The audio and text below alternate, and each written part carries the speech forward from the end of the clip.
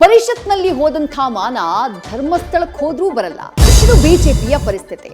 ಅಡ್ಡ ಮತದಾನದಿಂದ ಆಘಾತಕ್ಕೊಳಗಾದಂಥ ಕಮಲ ಪಡೆ ಮಂಜುನಾಥನ ಮೊರೆ ಹೋಗೋಕೆ ಚಿಂತನೆ ನಡೆಸಿದೆ. ವಿಜಯೇಂದ್ರರ ಈ ನಡೆಗೆ ಪಕ್ಷದಲ್ಲೇ ಪರ ವಿರೋಧ ವ್ಯಕ್ತವಾಗಿದೆ. ದಳಪತಿಯು ಇದೆಲ್ಲ ಬೇಡ ಬಿಡ್ಬಿಡಿ ಎಂದಿದ್ದಾರೆ. ಬಿಡದಿ ಟೌನ್ಶಿಪ್ ವಿರೋಧಿಸಿ ಅನ್ನದಾತರ ಹೋರಾಟದ ಕಹಳೆ ಮೊಳಗಿದೆ. ನಮ್ಮ ಭೂಮಿ ನಮ್ಮ ಹಕ್ಕು ಅಂತ ರೈತರು ಸಿಎಂ ಕಿವಿಗೆ ಬೀಳುವಂತೆ ಘರ್ಜಿಸಿದ್ದಾರೆ. ಒಂದೇ ಜಿಲ್ಲೆಗೆ ಕನಕಾಧಿಪತಿ ಡಬಲ್ ಸ್ಟ್ಯಾಂಡರ್ಡ್ ತೋರಿಸ್ತಾ ಇರೋ ಆರೋಪ ಕೇಳಿಬಂದಿದೆ. ಟೌನ್ಶಿಪ್ ಪಿತಾಮಹ ಹೇಳಿಕೆಗೆ ದಳಪತಿ ತಿರುಗೇಟು ಕೊಟ್ಟಿದ್ದಾರೆ. ನೀಟ್ ಪರೀಕ್ಷೆಗೆ ವಿಳಂಬವಾಗಿ 3 ವಿದ್ಯಾರ್ಥಿನಿಯರ ಕಣ್ಣೀರು ಎಲ್ಲರ ಮನಕಲಕಿದೆ. ಅಭ್ಯರ್ಥಿಗಳ ಭವಿಷ್ಯ ಅತಂತ್ರಕ್ಕೆ ಕಾಂಗ್ರೆಸ್ ಸಮಾವೇಶ ಕಾರಣ ಎಂಬ ಆರೋಪ ಕೇಳಿಬಂದಿದೆ.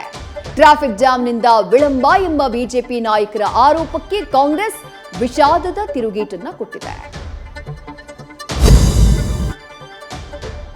ರಾಮ ಅಯೋಧ್ಯೆಯ ಶ್ರೀರಾಮನ ಕಾಣಿಕೆಗೂ ಕನ್ನ ಹಾಕಿರುವುದು ದೃಢಪಟ್ಟಿದೆ.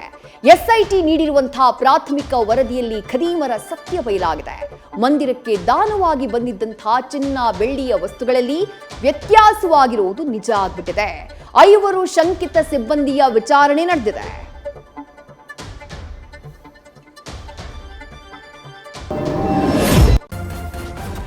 ನ್ಯೂಸ್ ಫಸ್ಟ್ ನಿರ್ಭೀತಿಯಿಂದ ನಿಮ್ಮ ಪರವಾಗಿ.